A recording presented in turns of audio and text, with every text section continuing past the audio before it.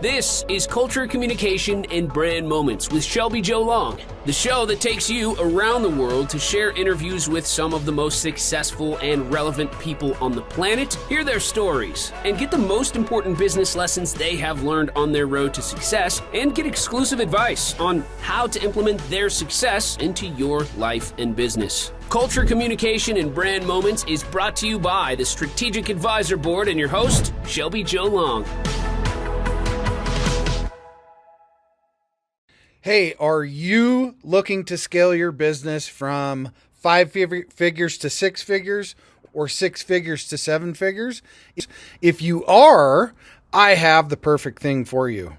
What I want you to do today is I want you to go download a book. This book is going to take you through my 3-pillar system.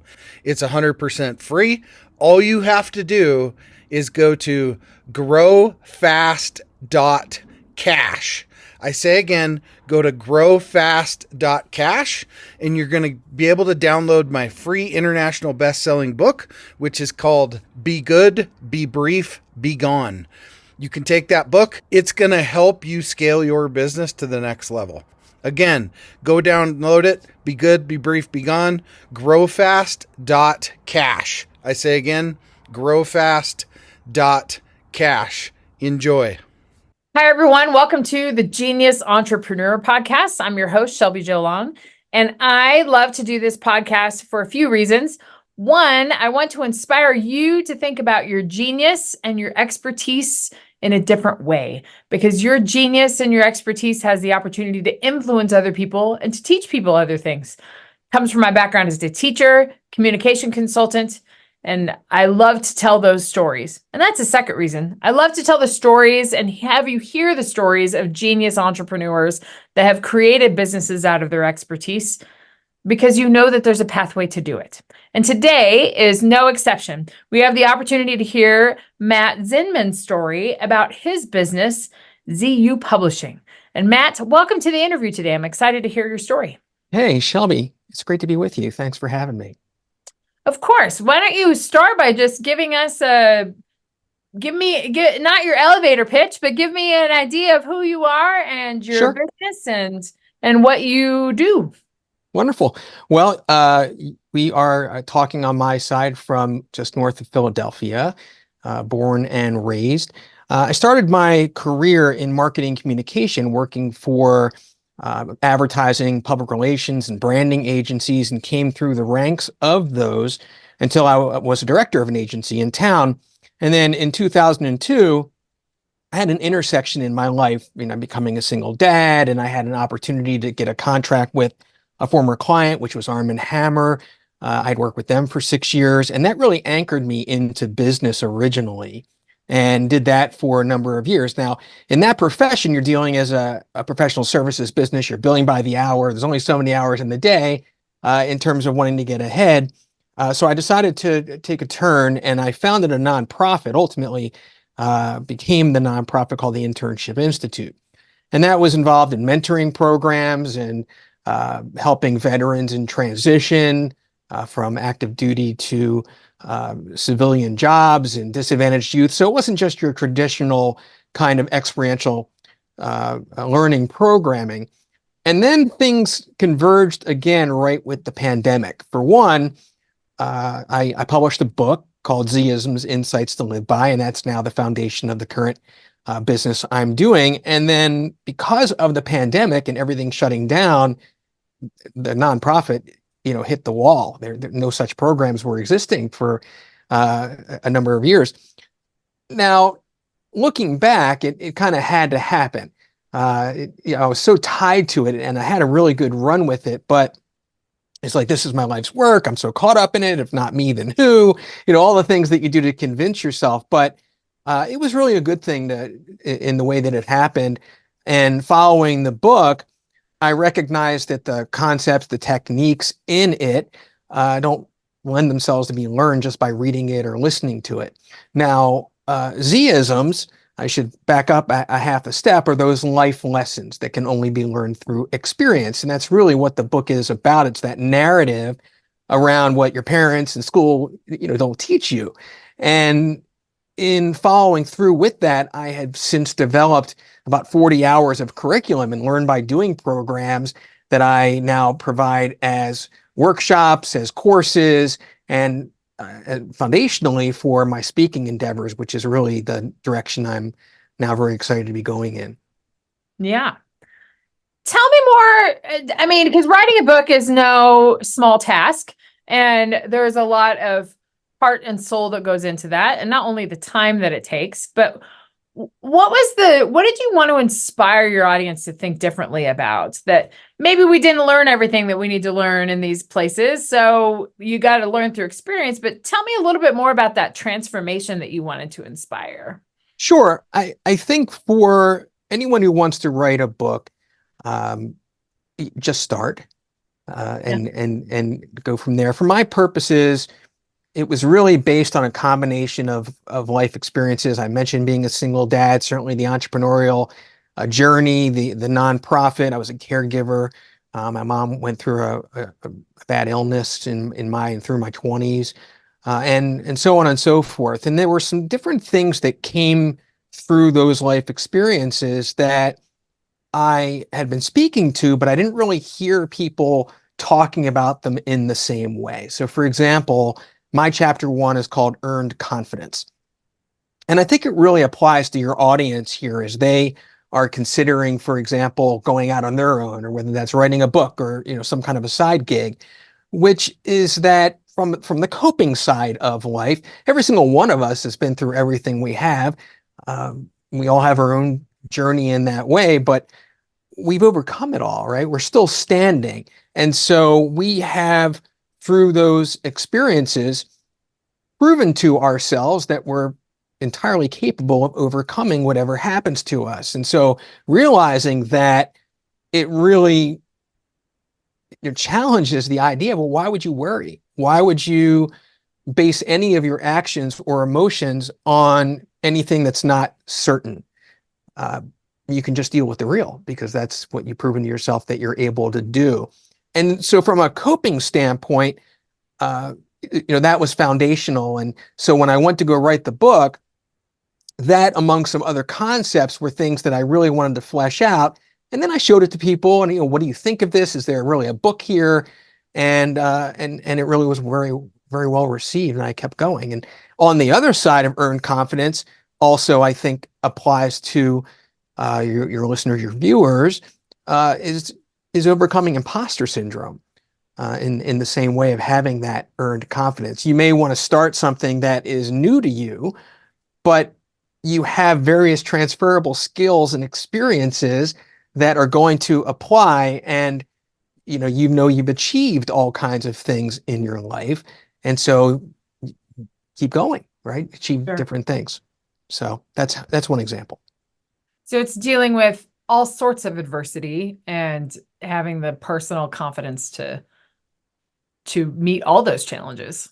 Yeah, 100%. Yeah. And so after you wrote the book, because I talk with people a few different ways. Some people write the book first and then think about the bigger impact of what their message is. But other people, and the way I approach it, because I'm a professor, I work in lesson plan. That's how my mind works. And so I write the lesson plan or the outline, and then I'm like, oh, this is the strategy of how I could influence this audience and this audience and this audience. So it's a different, same result, because it's all about influence and audience and how you want to build that momentum. But it's a different process to go about that. So when you wrote the book, you were inspired to make this a bigger, I guess, offering. Is that right? Actually, writing the book was something that I felt a passion to do. I was at the time in the thick of things with the nonprofit and running various grants, and as it were, I actually had not really planned on going much further with the book at the time. And it was the happening in and around the pandemic that helped me turn the ship and realize, well, where do I go from here? And I had a business coach and was speaking to them about, really how do I define, from a business standpoint, where to go from here? And they encouraged me to get into the curriculum and the workshops and just playing to my strengths in that way. And that's been a really good thing along the way. And I've, Shelby, I have really, through all of that curriculum work, been through every aspect and in depth around personal development, self-improvement. And now, as I'm getting into the speaking, and at the very heart of it all as well, I'm not really just doing this to be motivational or inspirational. I'm focused on transformation. And what is that? What, from among all the various topics, are going to be the things that people are really going to be able to latch on to and want to keep doing. And in describing that, it's also, well, if I'm going to go out and do speeches, I can't do it all. I have to choose what's my number one or my number two signature speeches. That's, certainly what all speaking coaches tell you is, narrow your focus. So I landed on two things that I believe are the two really underdeveloped skills that hold the greatest potential to enrich people's lives in various ways. And they are presence and resilience. And going back to, well, what are the things that those skills solve? The first is overthinking.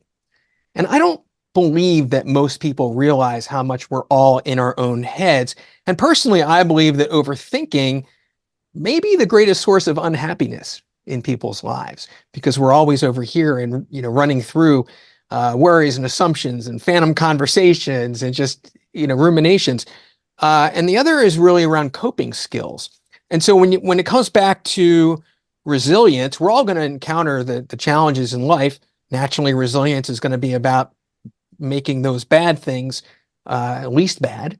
And when it comes to life enrichment and getting out of our own heads and engaging more in life in real time and presence and that enrichment, that's about really making as much good out of the best of what life has to offer. And I think as people work on those two skills and have those experiences, it's going to be noticeable.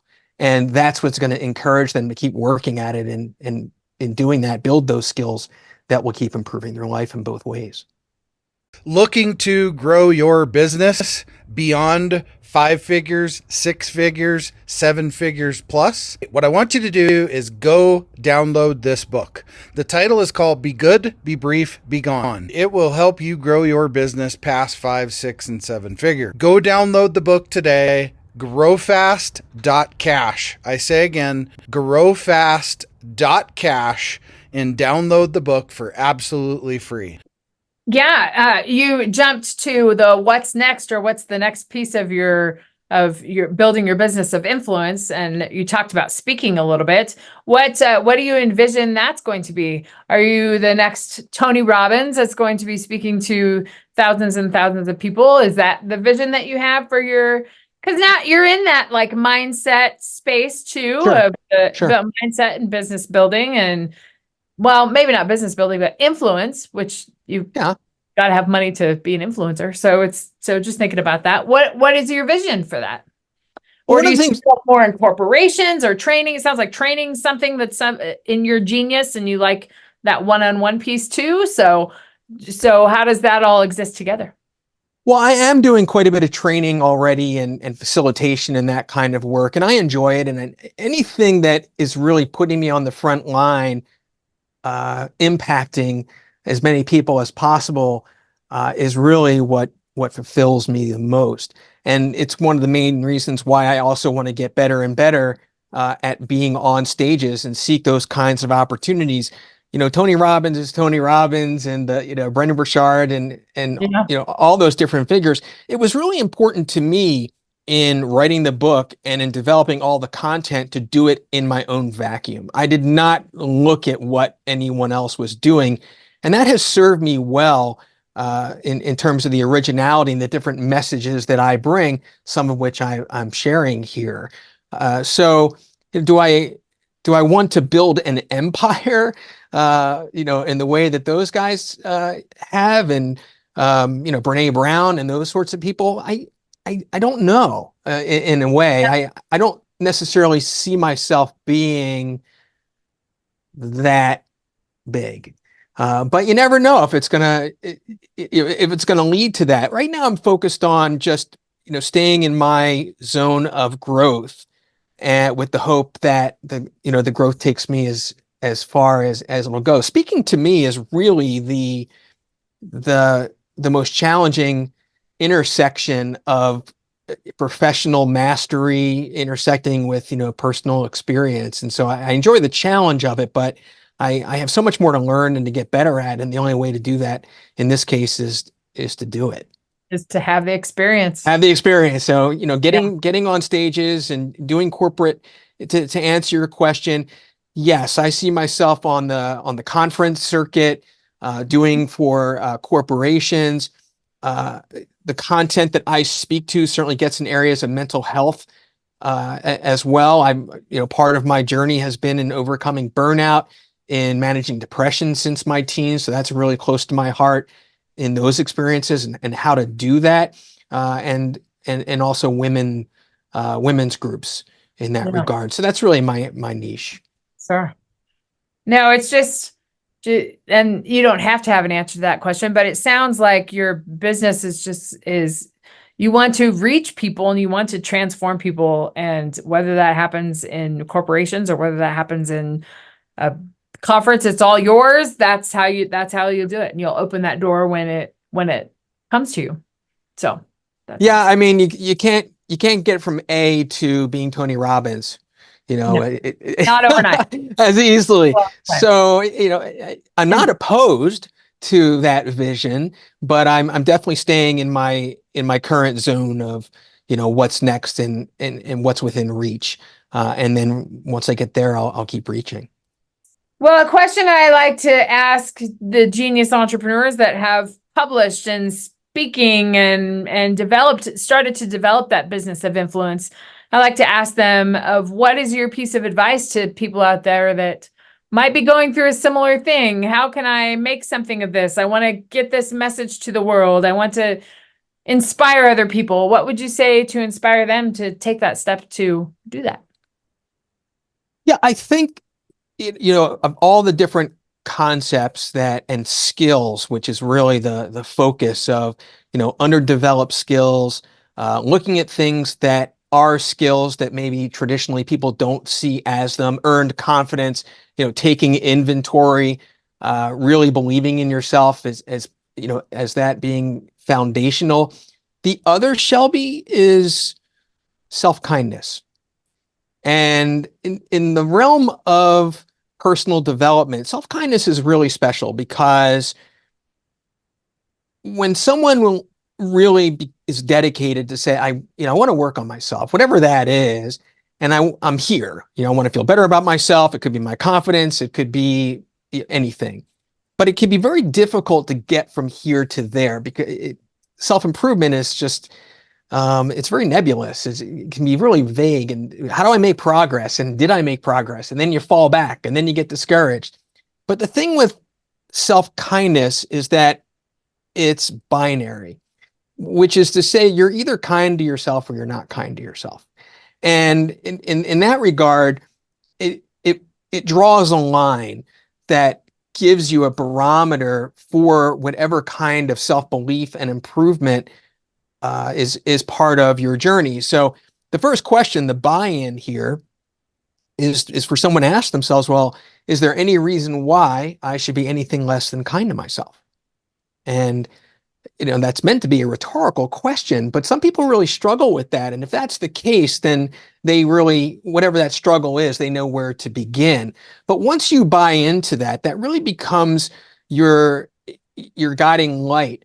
It helps you draw the line that your inner critic can't cross, for example, and so on and so forth. So I really encourage people to look at the things that we're speaking to here: earned confidence, self-kindness, recognizing how much they're overthinking, looking at resilience and working at being more present as those things that are often viewed as these defaults. I'm just this resilient because I've been through this, or I think I'm more present than I am, but really tune into it like it's a skill and develop it, I think they're going to get traction once they realize in taking notice to, in that progress. Yeah. Well, that's great. I haven't read your book yet, so I'm looking forward to listening to it. I think that will be really fun to be able to hear that and to see the content. Where can our audience find you? Our LinkedIn website? Yeah. Give us all that info, and I'll be sure Yeah. to include show notes too. Thank you. Thank you very much. Well, MattZinman.com is my go-to, right? That's my main site. To your comment, the audiobook is free. The ebook is also free to download. And certainly the paperback is available. I'm working on a second book, and we'll see where that is. Maybe next year. And as these concepts and techniques continue to evolve, all that curriculum is gonna, turn into that. So, on LinkedIn, I publish a newsletter called The Bright Side that might interest people to subscribe to. That goes more in depth on some of the concepts here. All the things I've talked about so far are covered in different articles. I think I'm on issue 22, and it really embeds a lot of practical activities for people to get better at these kinds of things. So The Bright Side's my current passion project. Insights to Live By, my podcast, is on episode 116 or 17. So there's no shortage of content there as well. So have at it. I mean, we don't do this kind of work for it to catch cobwebs, and hopefully people will take to it and benefit from it, right? That's really, why I do what I do. Absolutely. Well, that's great. Matt, I look forward to reading your insights and discovering more about that, and also seeing where your speaking thing goes. I think that's going to be really exciting to be a part of. So, thank you. Yeah, I'm excited to see where it goes as well. Yeah, that'll be great. And I think as a speaker and influencer and author, that's kind of how there's no set path for it. It's like one opportunity might open the door to something else. And I mean, about, I'm assuming that, confidence and lack of self-doubt and imposter syndrome all plays into that networking and business building. And those concepts are all so important, especially when you're developing a business where you're influencing others. So it does. I just, anyone who wants to do that or write the book or speaking, there's any number of challenges along the way, things that might discourage them. But these things are effortful, and law of attraction isn't going to make them happen. You really have to keep at it. And so I just, believe in yourself, and, you'll catch a break. It's inevitable if you don't stop. Right. That's a great piece of advice. So thank you, Shelby. Thanks for having me. Thanks for everybody for joining, and reach out if I can be of any help to anybody. Thank you for giving us all those insights. I look forward to connecting with you more. And to all of you potential genius entrepreneurs out there, just keep going. Got to have the experience. And I look forward to exploring more stories with you to inspire you to take the next step in your business and the influence in your life. So we will see you next time. Hey, we all want to scale our business. Hey, I have the answer for you today to help you do that. If you're looking to scale from 5, 6, even 7 figures and beyond, book called Be Good, Be Brief, Be Gone. I'm going to give it to you for free. All you have to do is type in growfast.cash. I say again, growfast.cash, and you can download the book for absolutely free. I hope the book helps you this year. Take your business to the next level. Again, go grab the book, growfast.cash. I say again, growfast.cash. I wish you the best, and grow, scale, and win. Thanks for listening to Culture, Communication, and Brand Moments with your host, Shelby Joe Long. Please leave your feedback and visit strategicadvisorboard.com to get the latest and greatest business advisement on the planet. Follow us on social media for updates, and we will see you on the next episode. There it is. Magnum. Holy moly. Yeah, baby! That's what I've been waiting for! Dear God.